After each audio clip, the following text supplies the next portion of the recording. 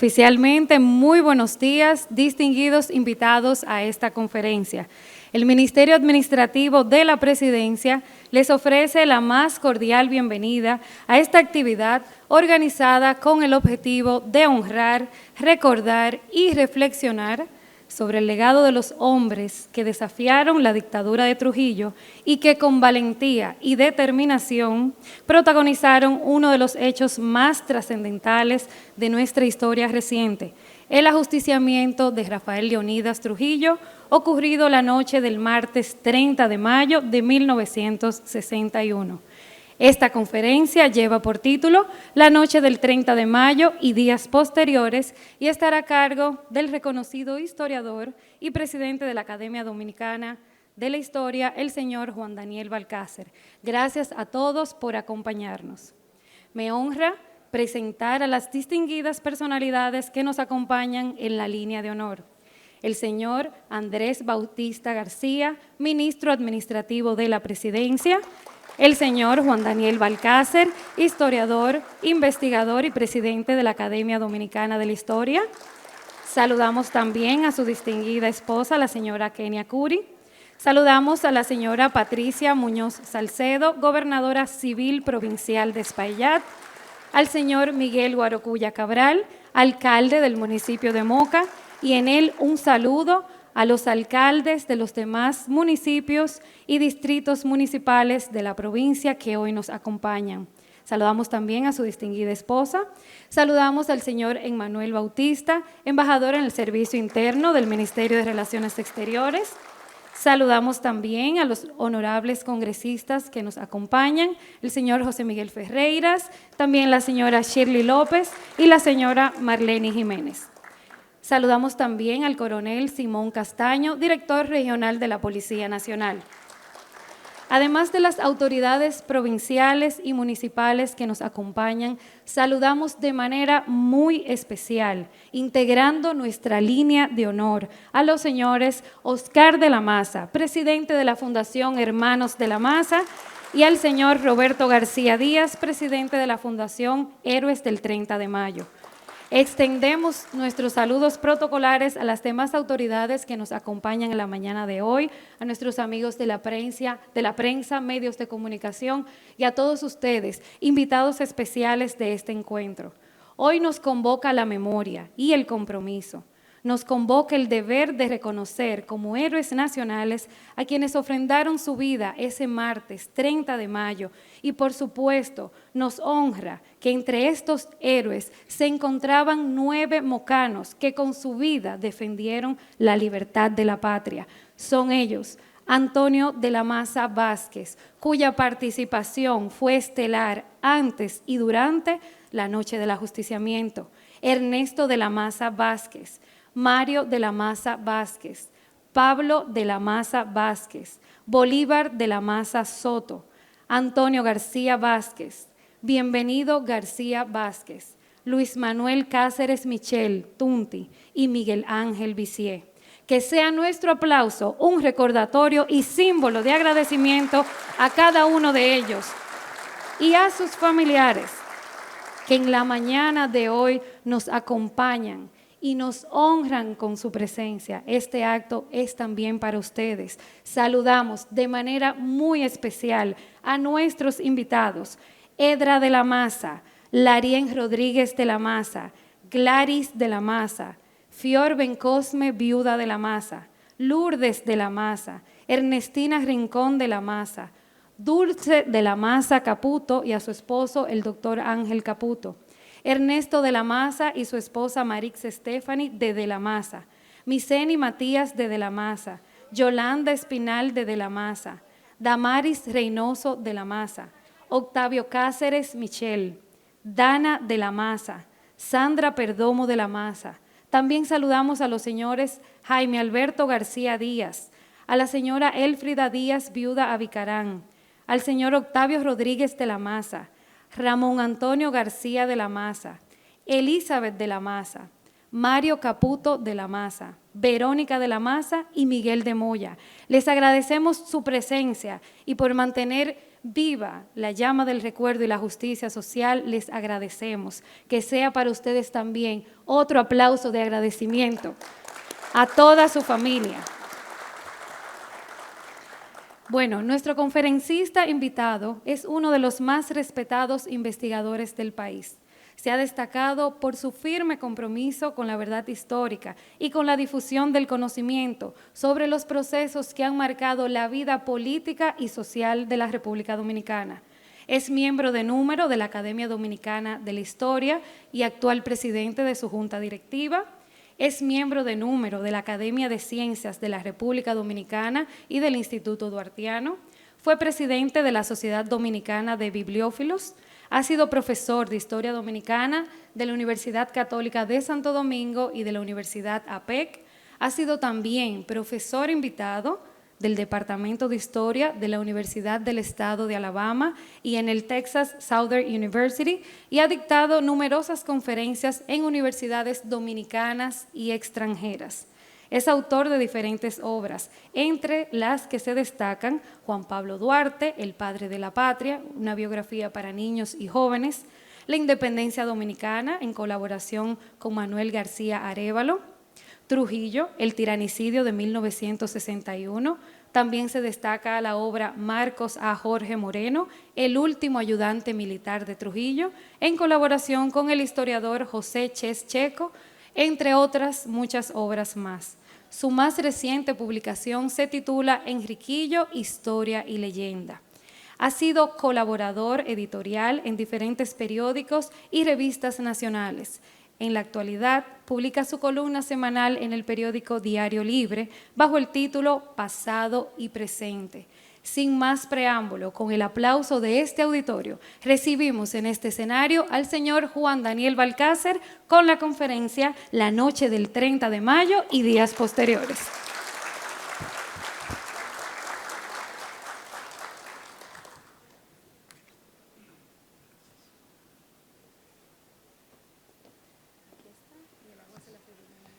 Sí, por favor.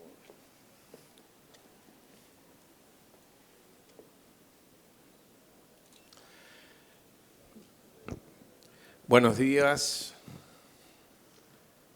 distinguidos invitados. Lo primero es agradecer al señor ministro administrativo de la Presidencia, licenciado Andrés Bautista, por su gentileza al invitarme a participar en este evento de hoy para intercambiar pareceres con ustedes sobre un acontecimiento de tanta trascendencia histórica.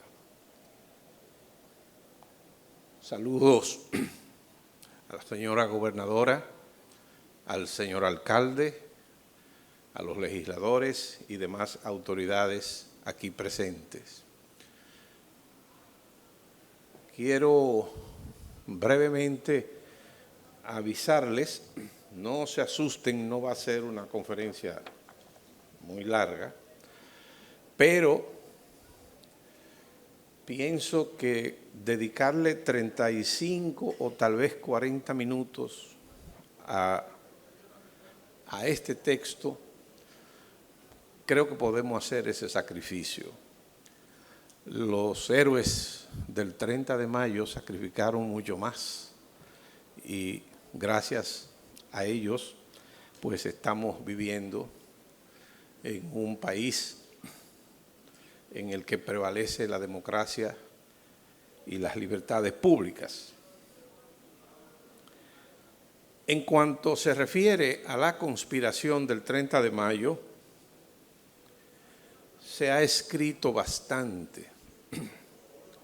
Y para esta conferencia de hoy, extraje algunos pasajes de mi libro sobre la muerte de Trujillo, que se titula El tiranicidio de 1961, con el propósito de poder articular un discurso que pueda arrojar luz sobre lo que se hizo la noche del 30 de mayo y los días posteriores, pero sobre todo esa misma noche, que fue tan vital. De forma tal que con la venia de ustedes procedo a leer estas notas. Señoras y señores, poco después de las expediciones de junio de 1959, Antonio de la Maza, Juan Tomás Díaz y Antonio García Vázquez iniciaron conversaciones en torno a la necesidad de eliminar físicamente a Trujillo. Al cabo se les unió Salvador Estrella Sadalá y cada uno por su lado fue reclutando adeptos para conformar lo que andando el tiempo devino en la conspiración política del 30 de mayo. Ellos no le llamaron así, se ha convenido en llamar la conspiración del 30 de mayo en alusión naturalmente al día en que ellos acometieron su gran hazaña. Para facilitar los trabajos conspirativos se estructuraron al menos 3 grupos y un subgrupo militar. Los planes tiranicidas fueron tomando cuerpo, sobre todo en el año 1960, cuando tuvieron lugar acontecimientos tanto en el plano internacional como en el nacional que debilitaron al régimen dictatorial y fortalecieron la convicción de los conjurados de que solo por la vía del magnicidio sería posible salir de Trujillo. Los norteamericanos ya le habían enviado mensajes al dictador de que abdicara, pero él no había accedido y había dicho que a él había que sacarlo del país muerto. Durante poco más de un año, los conjurados planificaron por diferentes vías y lugares la manera más segura y efectiva de eliminar al dictador. Pero una vez enterados de que Trujillo acostumbraba a viajar a San Cristóbal a mediados de semana, concretamente los miércoles al anochecer, y que también lo hacía sin el dispositivo de seguridad correspondiente a su alta investidura, decidieron concentrar sus planes conspirativos en la posibilidad de emboscarlo cuando saliera fuera de la capital. Así, en el mes de mayo de 1961, el Grupo de Acción intentó emboscar a Trujillo en 3 ocasiones, los miércoles 10, 17 y 24. Ellos habían planificado que la emboscada a Trujillo se iba a llevar a cabo a través de 3 vehículos ocupados por 3 personas cada uno, es decir, 9. Y esos 9 se reunieron en el mes de mayo religiosamente esos miércoles con el propósito de enfrentar a Trujillo. Pero no fue posible porque en la primera oportunidad Trujillo tomó una ruta distinta a la habitual para llegar a San Cristóbal. En la segunda, sencillamente pospuso el viaje debido a una ligera afección gripal. Y en la tercera, decidió viajar por la mañana, por lo que fue necesario postergar la angustiante cita para el siguiente miércoles, que sería 31 de mayo. Pero quiso el destino que el tiranicidio ocurriera el martes 30 de mayo. Martes 30 de mayo, que en realidad fue un día normal para la generalidad de los dominicanos, no así para los complotados, pues en el atardecer de ese día todo cambió drásticamente.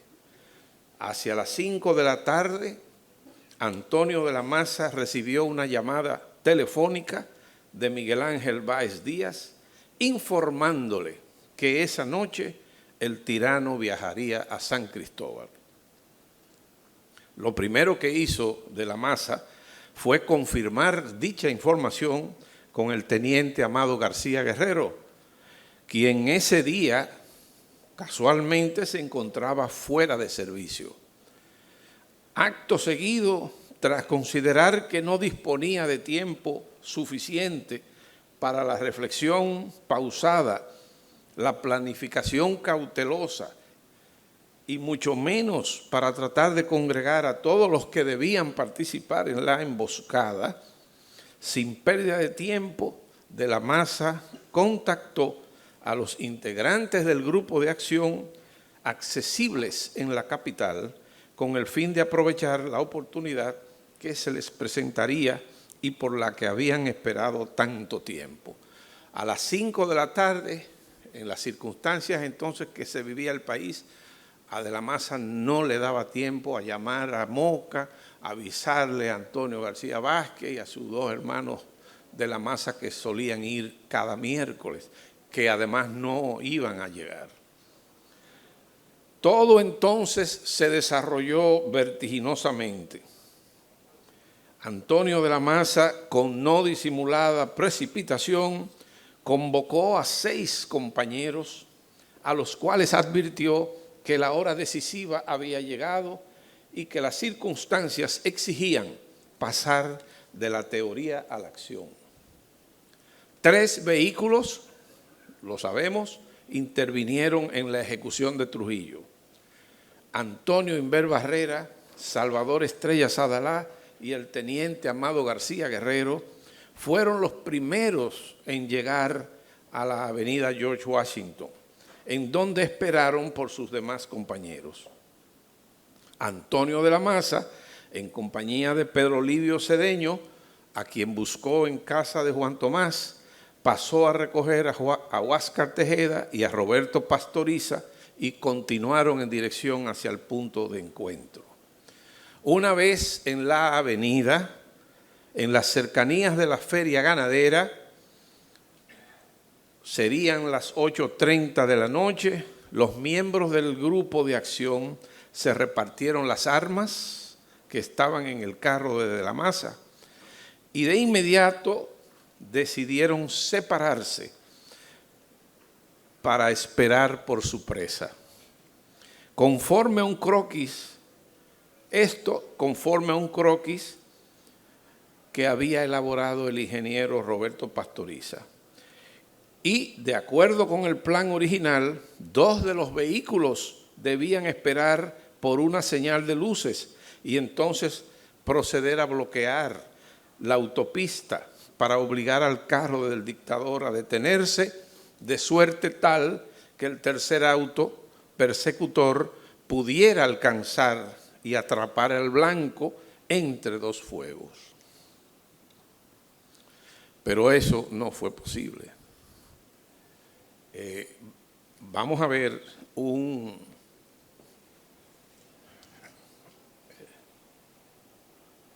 fíjense aquí en este croquis, que no es el que hizo Pastoriza, pero ustedes tienen la avenida George Washington. El carro A es el de Zacarías y Trujillo. El B es Antonio Inver, Antonio de la Maza, Salvador Estrella, Amado García. El C, Huáscar y Pedro Livio. Y el D, Roberto Pastoriza. A veces uno planifica las cosas en un ambiente familiar y todo sale a la perfección. Ustedes se preguntarán, pero si ellos sabían que lo correcto eran 3 hombres por carro, el conductor y 2 en la parte delantera y trasera para poder disparar, ¿qué hacía este señor ahí que no podía hacer nada? Bueno, pero al momento de ellos reunirse, Salvador y Antonio, que encabezaban esos 2 grupos de la conspiración, decidieron montarse solos, juntos. Pedro Livio y Huáscar en este, y Pastoriza se quedó solo, que no podía hacer absolutamente nada. Pero así fue como ellos enfrentaron. Aquí está el Teatro Agua y Luz, en las cercanías donde hoy está Migración, en la capital. El carro de Inver y de la Maza estaba aquí esperando que Trujillo pasara. Cuando Trujillo pasó, ellos inmediatamente giraron y le cayeron atrás. Aquí estaba Huáscar con Pedro Livio, y más adelante se supone que si Huáscar recibía un intercambio de luces, entonces bloqueaba, pero él no vio el intercambio de luces nunca. De manera que ya sabemos que en el primer auto estaban los 4 conjurados. Tan pronto avistaron el carro del déspota, se prepararon para perseguirlo cuando pasara frente a ellos. Con cierta premura, encendieron el motor de su auto, hicieron un giro y de inmediato enfilaron en dirección este-oeste. En el momento en que el vehículo conducido por Inver Barrera se colocó paralelo al de Trujillo, Antonio de la Maza y Amado García Guerrero dispararon sus armas creyendo erradamente que habían fallado en su primer intento y que el objetivo había salido ileso. Pero en realidad no fue así. El disparo de escopeta que hizo de la Maza dio en el blanco y resultó ser mortal para el jefe, según el parte médico que luego se preparó. Ante el inesperado ataque, el chofer de Trujillo frenó bruscamente, provocando que el automóvil manejado por Inver rebasara velozmente el coche del dictador. Vamos a ver el próximo. Miren, aquí está ya el carro de Inver, de la Maza, Salvador Estrella. Ahí se produce el primer disparo. Naturalmente, cuando Zacarías escucha la detonación, confundió en principio la detonación con como que una goma se había explotado. Eso fue lo que él declaró. Pero al ver el carro lleno de humo y que el dictador Trujillo estaba haciendo esfuerzo por abrir la puerta trasera para salir, entonces él se dio y frenó. Y eso es lo que motiva que el carro persecutor siga, porque este carro intentó, vamos a la tercera. Fíjense lo que trató Zacarías. Zacarías, al ver que en realidad es un ataque que están recibiendo, intenta girar y se posiciona en el paseo central de la autopista para girar y regresar a Santo Domingo. Pero los conjurados que se percataron y que Antonio de la Maza le decía a Antonio Inver, al chofer, devuélvete que se nos va a ir el hombre, devuélvete. Se devuelven y se pararon frente a frente y ahí comenzó el combate. Ahí comenzó el combate que definió la situación.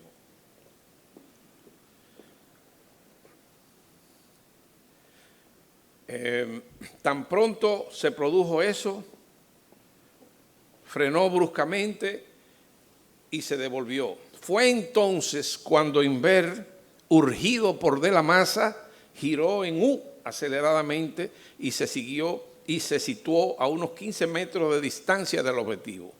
De inmediato, los 4 ocupantes del vehículo atacante se desmontaron, armas en mano, dando así inicio a un intenso tiroteo que según apreciaciones de expertos militares, duró aproximadamente 10 minutos.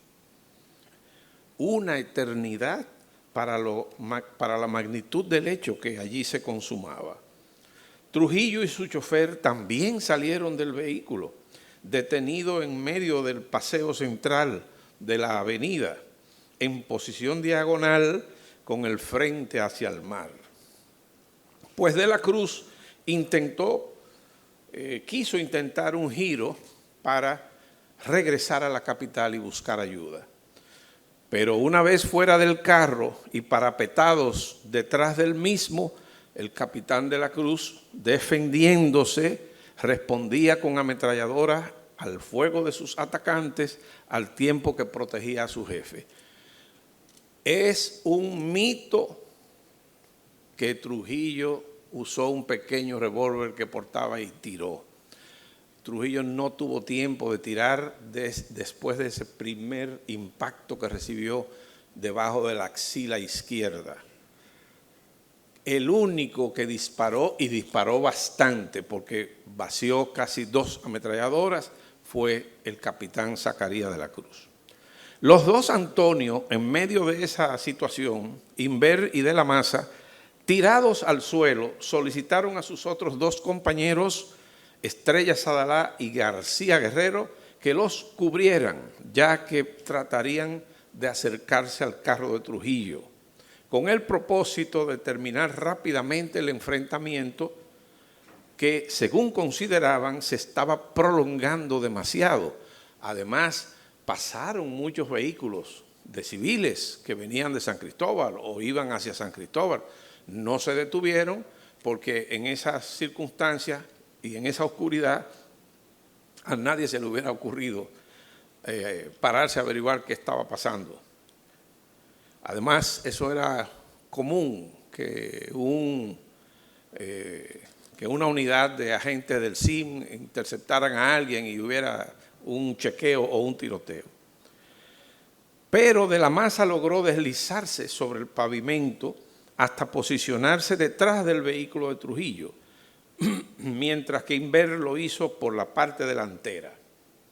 La intensidad del tiroteo aumentaba cada vez más cuando de repente de la Maza, después de dispararle otra vez al tirano, gritó: «Tocayo, va uno para allá». En medio de aquella lluvia de proyectiles, los atacantes del jefe no se percataron de que su chofer había cesado de disparar, fuera porque perdió el conocimiento o porque fingió perderlo, pero lo cierto es que desapareció del escenario y ellos creyeron que se había muerto. Pero en ese momento Inver pudo notar que una persona evidentemente malherida trastabillaba frente al vehículo en donde minutos antes se encontraba el hombre más poderoso del país.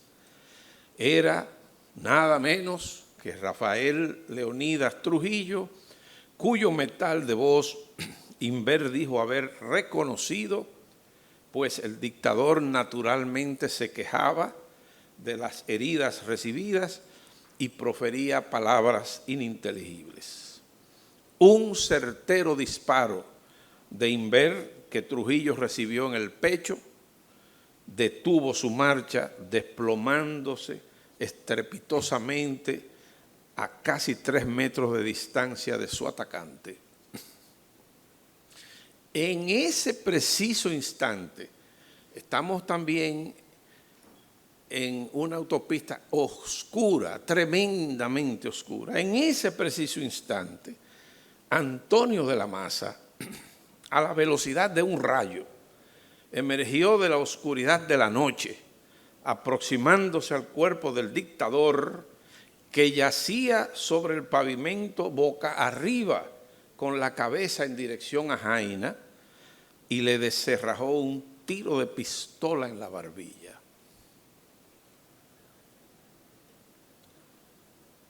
Dicen que cuando Bruto le asestó la estocada mortal a Julio César, exclamó: así les ocurra siempre a los tiranos. De la Maza, en cambio, en el momento culminante de aquella hazaña digna de Aquiles o de Ulises, lanzó una expresión típica de la sabiduría campesina dominicana y dijo: este guaraguao no come más pollo. Y en cuestión de minutos, Trujillo era historia.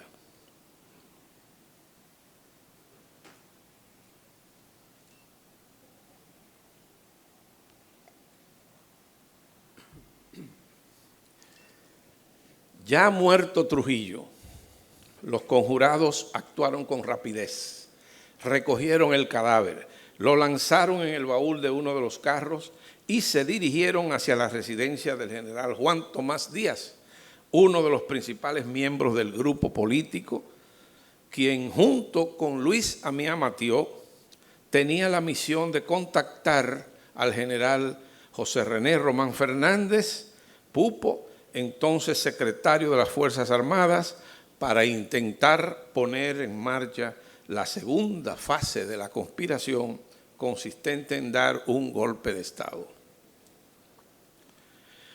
Pero esa segunda fase, señoras y señores, ni siquiera pudo iniciarse debido a la ocurrencia de varias contingencias que alteraron el curso de los acontecimientos inmediatamente posteriores a la muerte de Trujillo. Esas contingencias o hechos imprevistos permitieron que el gobierno trujillista nunca perdiera el control de su eficaz maquinaria militar y política, de suerte tal que poco antes de la medianoche, oigan bien, poco antes de la medianoche del 30 de mayo, ya los servicios de inteligencia de la dictadura tenían en su poder una lista, aunque incompleta, con los nombres de los principales actores en la emboscada contra Trujillo. Sin embargo, todavía ignoraban ellos que su jefe estaba muerto y sospechaban que se trataba de un secuestro. A continuación, enumero los principales factores imprevistos que, fruto del azar, impactaron negativamente los planes ulteriores de la conjura, impidiendo de esa manera que despegara la segunda fase. 1. Recuerden que el atentado contra Trujillo estaba planificado para un miércoles, pero como se adelantó el día, 3 de los miembros del grupo de Moca no pudieron participar en el magnicidio. Y de esos 3, había uno que tenía una misión especial tan pronto se fuera a la avenida. El general José René Román Fernández, secretario de las Fuerzas Armadas y quien sería una pieza clave durante la segunda fase, tampoco se enteró de que esa noche se produciría el atentado contra Trujillo. Descansaba en su hogar cuando sorpresivamente lo despertó y alertó el general Arturo Espaillat Navajita para informarle que el jefe había sido víctima de un atentado. Los responsables de contactar a Pupo Román no lo hicieron mientras el grupo de acción enfrentaba al dictador. Así que una vez muerto Trujillo, nunca pudieron verlo esa noche. La lógica en que ocurrieron esos hechos hace comprender que Luis Amiama y Juan Tomás, como había habido 3 intentos en ese mismo mes fallidos, Lo más probable es que decidieron esperar a que una cuarta tentativa lograra el propósito para entonces buscar a Pupo.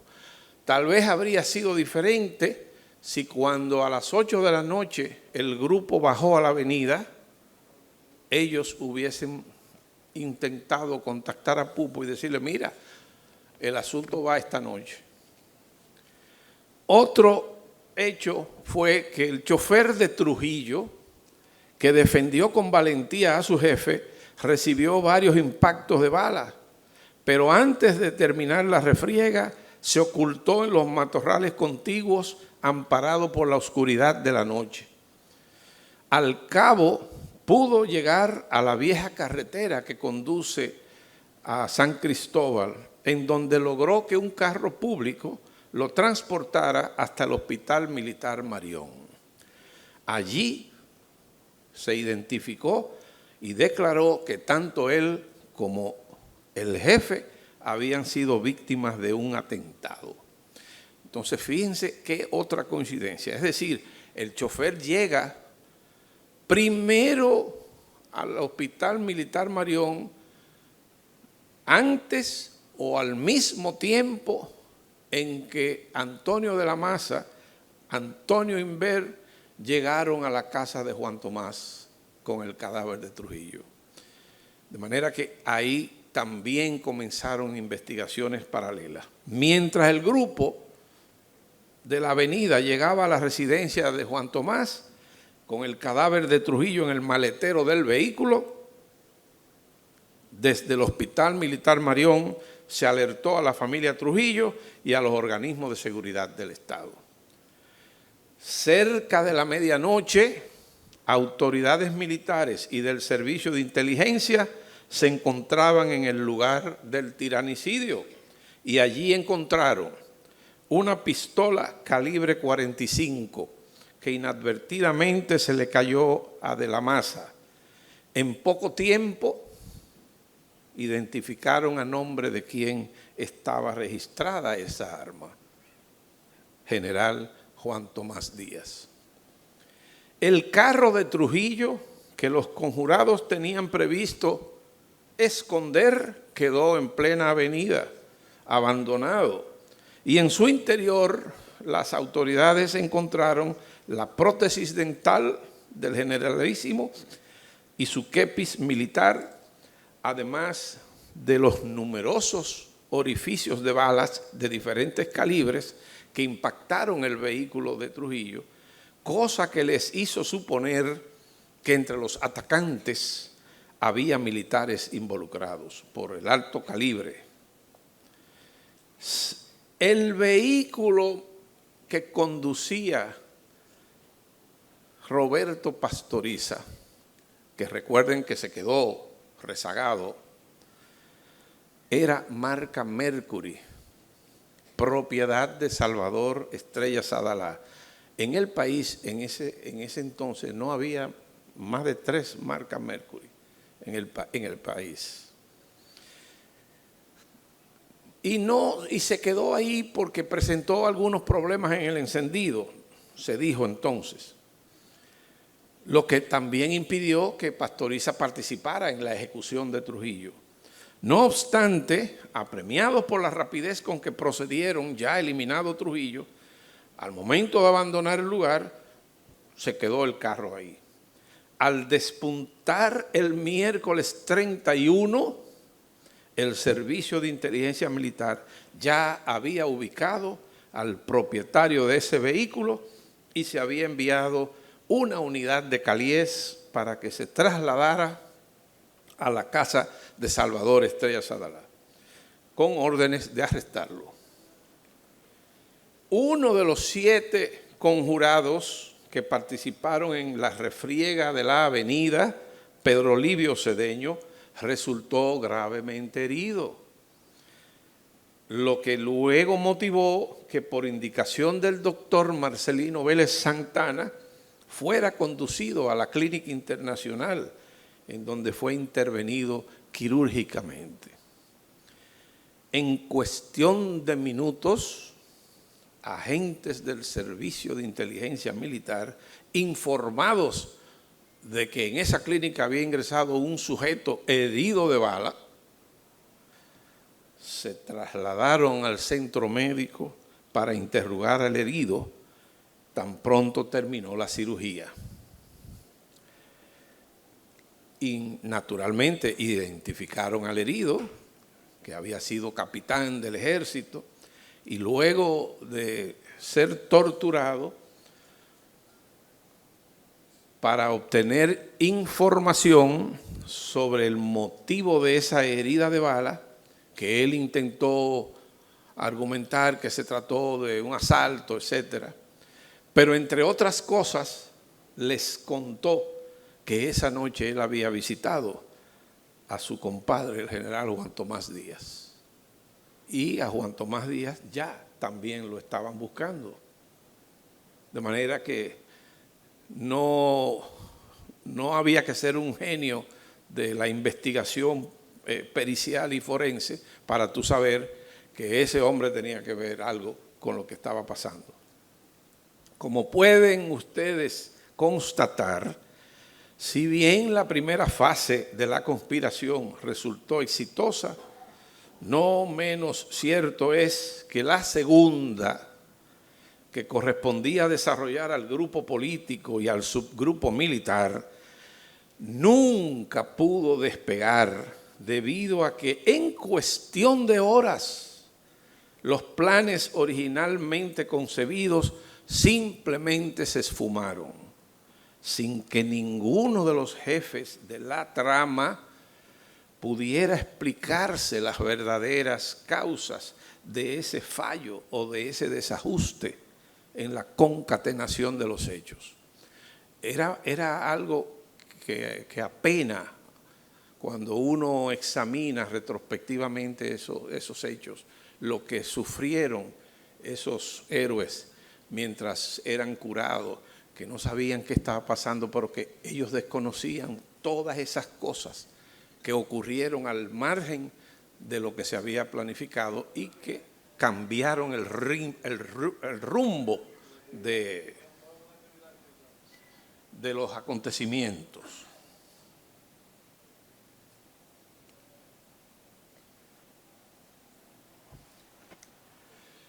Fue así como en la madrugada del 31, en la madrugada, despuntando, no vayan ustedes a pensar que era a las 6 de la mañana, a los conjurados con el cadáver de Trujillo a cuestas y presa de una inexplicable incertidumbre, pues desconocían los pormenores y accidentes del azar que, entre otras cosas, les había impedido contactar a Pupo Román, no les quedó más remedio que dispersarse y buscar refugio en lugares seguros hasta tanto pudieran tomar control de la situación. Dicho sea de paso, los conjurados, mientras estuvieron planificando cómo matar a Trujillo y qué iban a hacer después, nunca consideraron buscar lugares donde esconderse. Ellos siempre estuvieron tan optimistas de que eso triunfaría totalmente, que no fue posible encontrar dónde esconderse a esa hora. Pues bien, veamos brevemente el plan político. Algunas personas suelen preguntar si en verdad los hombres del 30 de mayo habían concebido una segunda fase y si esa parte del complot estaba bien organizada.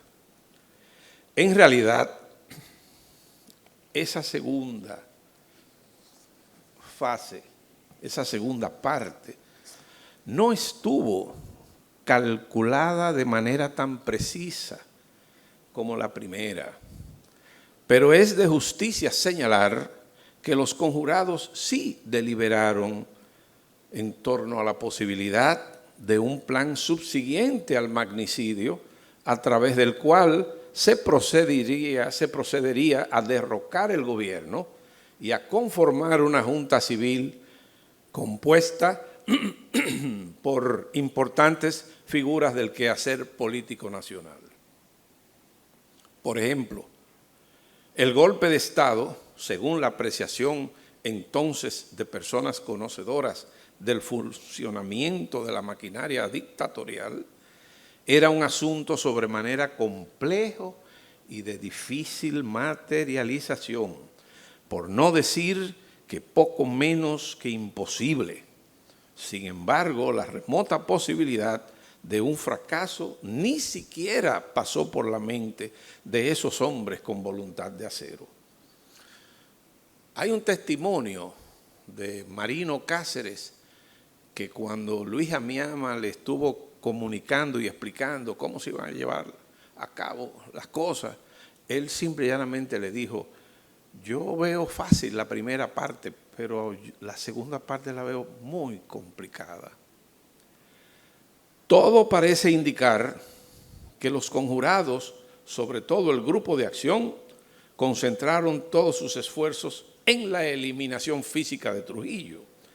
Lo demás, pensaron algunos, discurriría sobre la marcha, pues es posible que pensaran, sobre todo los mocanos, que al igual que aconteció con el régimen de Lilis, tan pronto desapareciera físicamente el dictador, más temprano que tarde caería la maquinaria dictatorial. ¿En qué consistía esa segunda fase de la conspiración? Constaba de varios componentes, a saber, 1, tomar control de las Fuerzas Armadas. 2, apresamiento de los principales miembros de la familia Trujillo, así como de sus colaboradores más comprometidos con los desafueros del régimen. 3, eliminación física de cualquier miembro de la conjura que resultare herido en el enfrentamiento con el dictador. 4, fusilamiento de los hermanos del dictador, deportación de las hermanas Trujillo Molina, designación de Juan Tomás Díaz como secretario de las Fuerzas Armadas, creación de una Junta Civil de Gobierno provisional, arresto de algunos personeros de la dictadura y ejecución de algunos reconocidos esbirros y torturadores. Varios militares de alta graduación serían juzgados por un tribunal especial. Y se expropiarían los bienes de Trujillo y su familia. Y se procedería a cerrar la frontera, el aeropuerto, tomar control de las emisoras de radio y televisión, así como otras medidas típicas de lo que constituye un golpe de Estado. Había más en la fase segunda. Incluso se escribió un manifiesto, se escribió un documento político para ser leído y difundido al país por una emisora de radio, haciendo un llamado a la cordura y exhortando al pueblo para que estuviera atento al desarrollo de los acontecimientos, aclarando que el único objetivo de la conspiración era desmantelar el sistema dictatorial existente desde 1930. El autor de ese texto, de ese documento, fue el doctor Antonio García Vázquez, y del mismo se hicieron al menos 3 copias. Pero dichas copias fueron destruidas en los días inmediatamente posteriores a la desaparición de Trujillo, en medio de los allanamientos y detenciones llevados a cabo por los agentes del SIM en las residencias de los familiares de los conjurados, y fueron destruidos precisamente para no seguir comprometiendo a más personas. Como se ve, nada de lo contemplado para la segunda fase de la conspiración pudo llevarse a cabo. ¿Qué ocurrió? ¿Por qué no pudo desarrollarse esa segunda fase. Las causas que originaron ese estrepitoso fracaso, si es que le podemos llamar fracaso a algo que no comenzó, escaparon totalmente a la voluntad de los conjurados. Cosas del azar, se dirá, pero si se es honesto al juzgar retrospectivamente la hazaña del 30 de mayo, se impone admitir que la misma constituyó un acontecimiento político extraordinario por medio del cual sus protagonistas no solo arriesgaron y sacrificaron sus vidas, al igual que las de muchos de sus familiares, sino que además lograron, tras el ajusticiamiento del dictador Trujillo, librar al pueblo dominicano de una de las más sangrientas tiranías de América y allanar así el camino para la construcción del sistema de la democracia que hoy disfrutamos los dominicanos.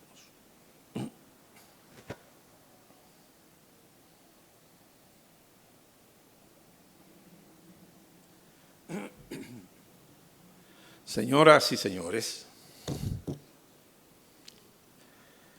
desde los tiempos coloniales, hasta la época republicana, el pueblo dominicano, en su incesante lucha para superar los obstáculos que ha enfrentado en el proceso de construcción y defensa de su identidad nacional, ha tenido el inmenso privilegio de haber sido guiado por hombres y mujeres paradigmáticos que han protagonizado las más gloriosas epopeyas históricas de nuestra nación.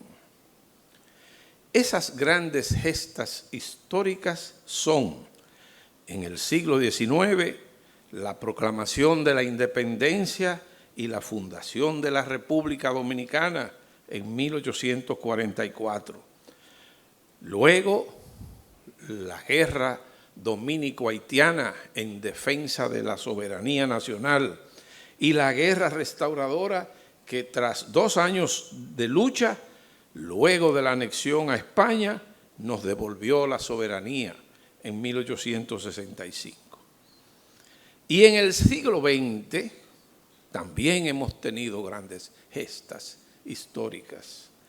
Nuestros prohombres continuaron defendiendo el derecho a la autodeterminación cada vez que fue necesario.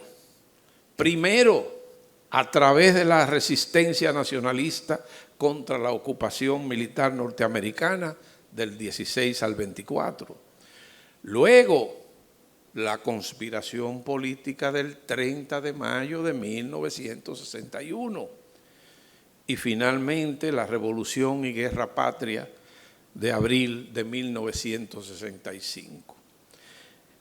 En el siglo XX, esos son los acontecimientos capitales del pueblo dominicano en su afán por defender su identidad y por defender su derecho a vivir en democracia.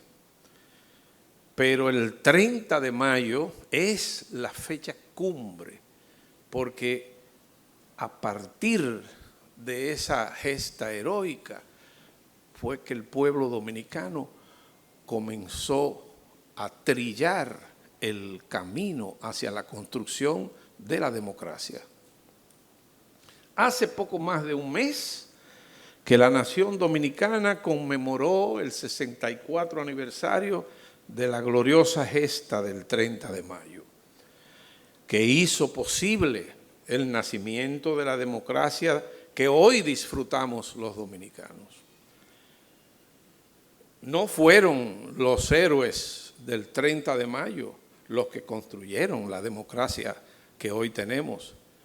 Gracias a ellos se pudo comenzar a construir la democracia, porque gracias a su obra pudimos, nuestros antepasados pudieron eliminar al dictador y luego de eliminado el dictador entonces esa poderosa maquinaria dictatorial comenzó a dar pasos hacia su disolución, que no desapareció, ni siquiera cuando se fue Ramfis y su familia. Esa maquinaria de la dictadura duró bastante años en funcionamiento, en todas sus estructuras, hasta que en 1978 sobrevino un recambio en la cúpula política dominicana y entonces se pudo construir la verdadera democracia. La conspiración fue muy vasta, no fue nada más esos tres grupos, fue una conspiración vasta y estuvo integrada por numerosos patriotas que arriesgaron sus vidas y las de sus familiares en aras de las libertades públicas. Si bien dije que el 30 de mayo y el 31 en la madrugada ya se tenían los nombres de los principales cabecillas de la conspiración, recuerden que en cuestión de una semana cayeron todos. Amado García Guerrero se batió valientemente a tiros con agentes del SIM el 2 de junio. El 4 de junio, Antonio de la Maza y Juan Tomás Díaz hicieron lo mismo frente a un contingente de Caliés. Los demás cayeron presos. Fueron bárbaramente torturados. Sus familiares también, sus hijos, sus hijitos. Un hijo de Juan Tomás, de apenas 20 y tantos años, lo hizo fusilar Ramfis. Un hijo de Miguel Ángel Báez Díaz lo hizo fusilar Ramfis en cuestión de semanas, de manera que los días posteriores, entre junio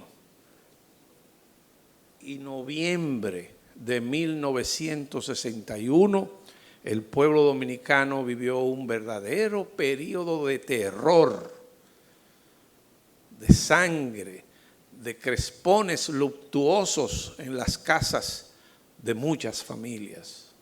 Y no solamente de los que habían hecho posible la desaparición de Trujillo, sino de muchas otras casas cuyos parientes habían estado presos por años, y ni siquiera se sabía si vivían. De manera que gracias a ese sacrificio de 30 de mayo de 1961, nosotros hoy vivimos en democracia. Por tanto, los héroes del 30 de mayo merecen el agradecimiento eterno de las generaciones del presente y del porvenir. Lor eterno a los héroes del 30 de mayo. Un fuerte aplauso para ellos.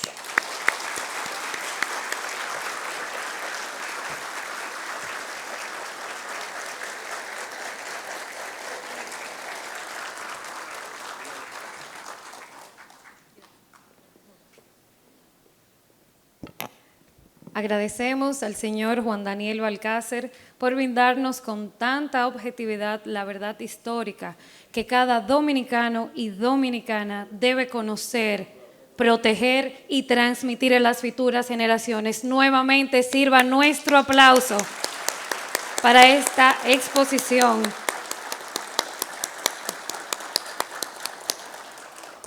En este momento queremos invitar al señor Oscar de la Maza, presidente de la Fundación Hermanos de la Maza, un actor clave en la organización de este evento, para que nos acompañe y nos ofrezca unas breves palabras.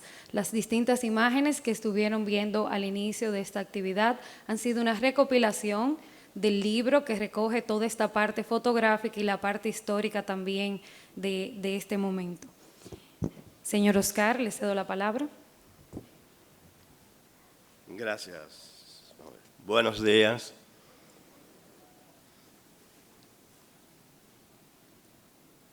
Licenciado Andrés Bautista García, señora gobernadora de la provincia de Espaillat, señor alcalde del municipio de Moca, señor Juan Daniel Balcácer, nuestro conferencista de hoy, señor Roberto García Díaz, presidente de la Fundación Héroes del 30 de Mayo, familiares de los héroes del 30 de mayo, amigos y amigos todos.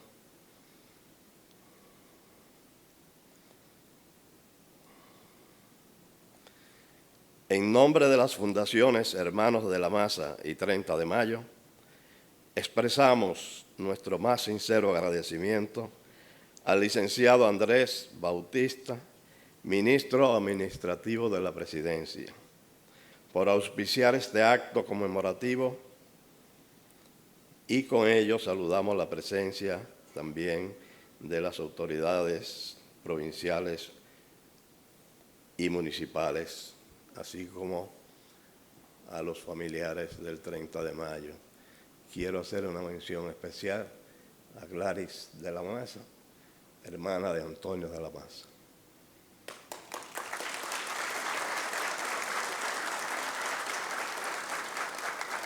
Y a Lourdes de la Maza, hija de Antonio de la Maza.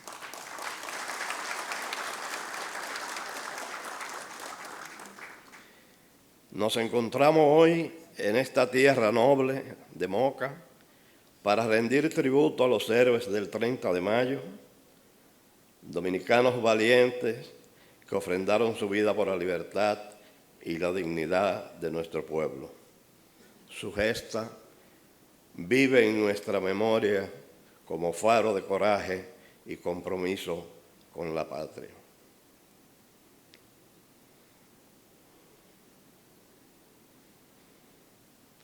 De manera especial, agradecemos la magistral conferencia del amigo Juan Daniel Balcácer, quien nos honra con una charla ilustrativa sobre los acontecimientos del 30 de mayo, profundizando en su significado histórico y en el legado que nos corresponde preservar.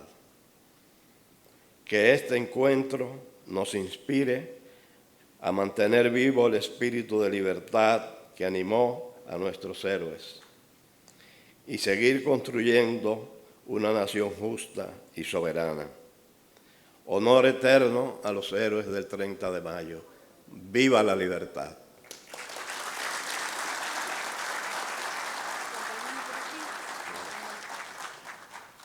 Muchísimas gracias. En este momento, y ya para dar conclusión a este encuentro, quiero invitar a que nos acompañe en este escenario al señor Andrés Bautista García, ministro administrativo de la Presidencia, quien tiene para nosotros unas breves palabras.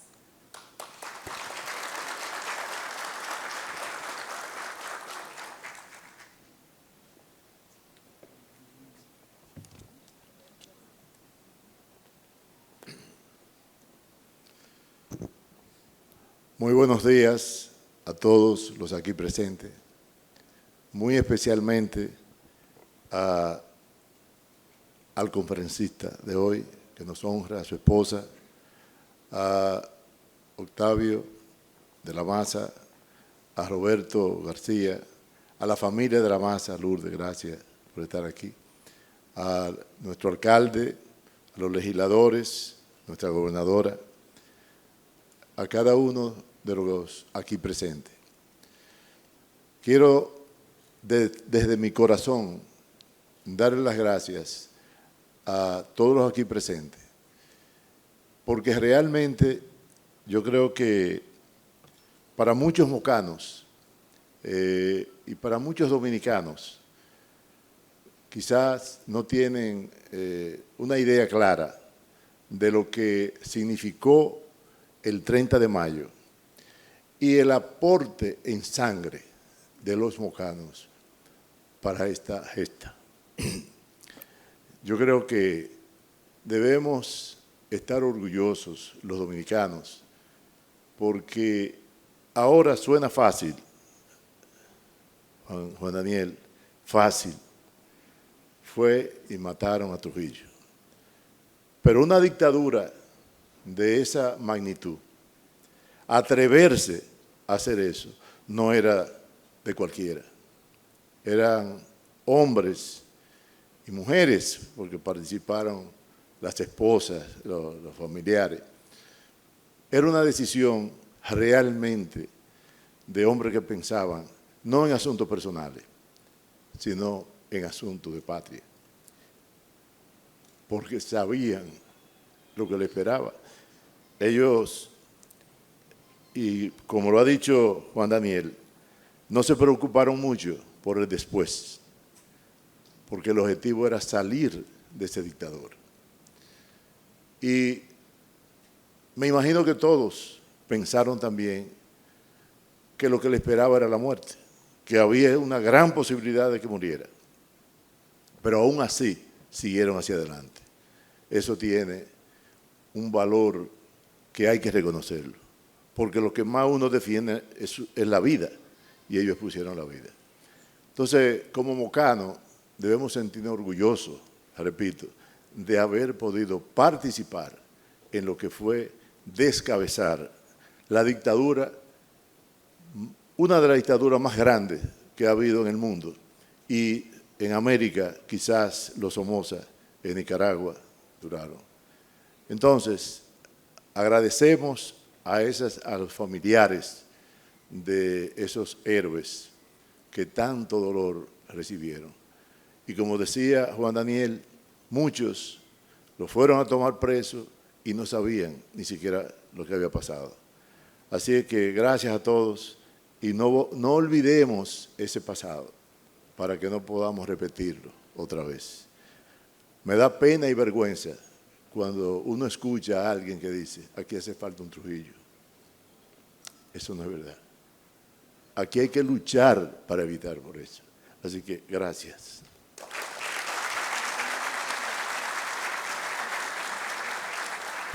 Invitamos al señor ministro, también al señor Oscar de la Maza, para que permanezcan en el escenario y junto con nuestra línea de honor puedan ser parte de esta primera foto protocolar para dar cierre al evento. Invitamos a cada uno de los integrantes de nuestra línea de honor. Por favor, acompáñenos, señora gobernadora, alcalde, diputados, director regional de la policía, y a los presidentes de las fundaciones Hermanos de la Maza y Héroes del 30 de mayo.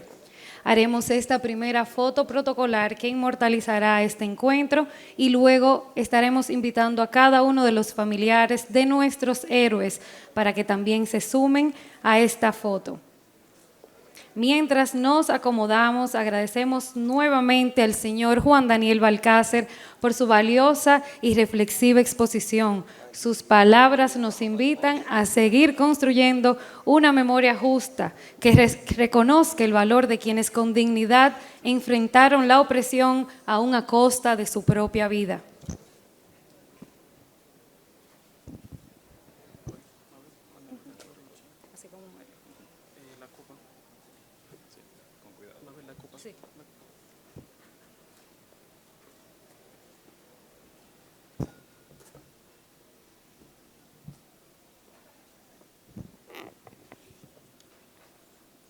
Bien, agradecemos a cada uno de ustedes.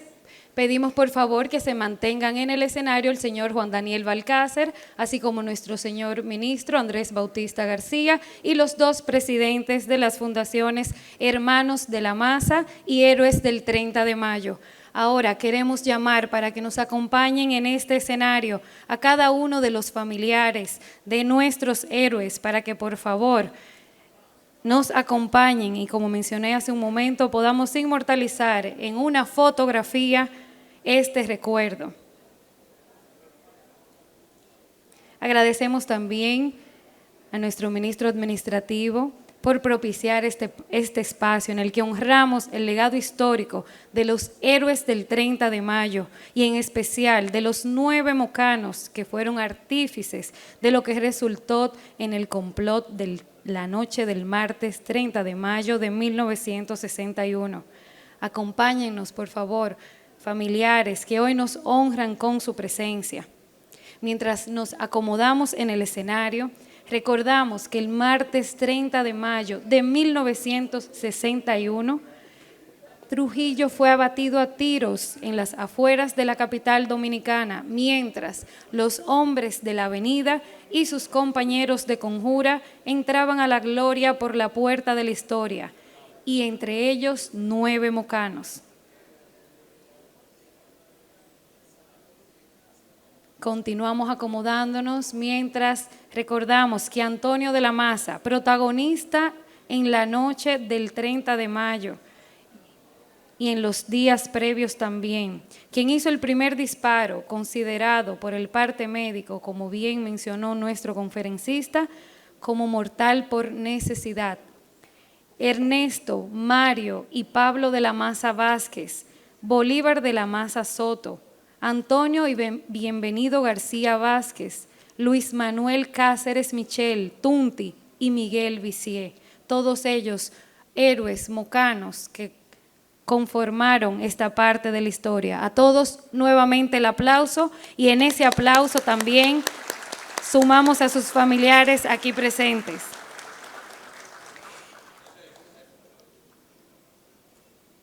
Que la gesta del 30 de mayo siga siendo un faro que ilumine nuestra conciencia ciudadana, y que el sacrificio de nuestros héroes, de estos hombres, inspiren a las futuras generaciones a nunca tolerar la tiranía. Agradecemos a todos por asistir, por escuchar y por mantener viva la llama de la historia. Que tengan un feliz resto del día. Muchísimas gracias por acompañarnos.